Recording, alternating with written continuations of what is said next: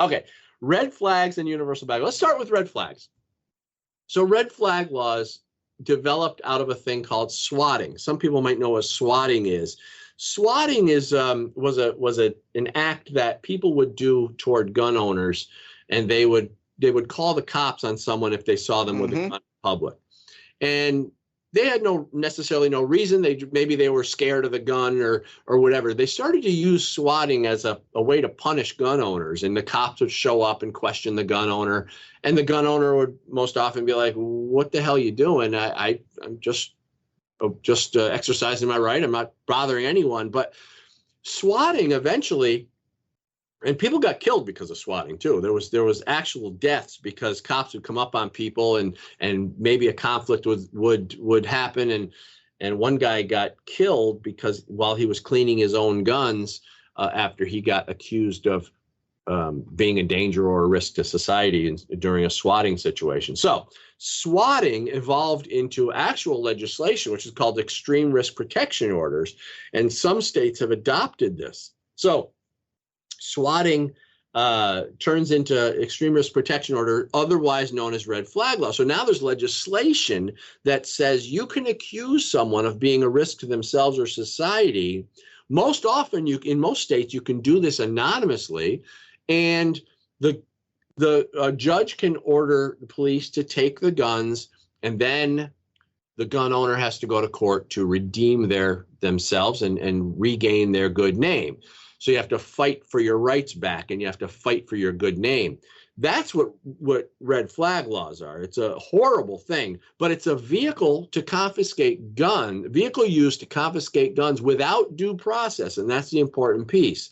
In other words, you don't go to court and figure it out first. They take the guns first, and then you go to court and figure it out. So that's red flag laws. Now, universal background checks are basically turn into a gun registry, because they want universal background checks, which is really just a registration of all serial numbers of every gun. And the way they get that registration list is by doing background checks for every single firearm transaction that happens. In other words, if I wanted to give you a gun, or wanted to give even a stepson, like a non-blood related, they're talking about having that as a problem. I wouldn't be able to give my stepson, or if I had a stepson, or somebody like that. So you wouldn't be able to exchange guns without it going through an FFL, without the serial number being registered. So what does that do? Well, it basically creates a registry. And I never thought that the Second Amendment allowed for government to know who owns guns and where they're located. In fact, it was the exact opposite. When our founding fathers, they basically said it's none of the government's damn business who has guns and where they're located. But somehow we've gone down this path where all of a sudden everybody thinks that you should have your guns registered. And this is more conditioning and more propaganda from the left that teaches people this nonsense.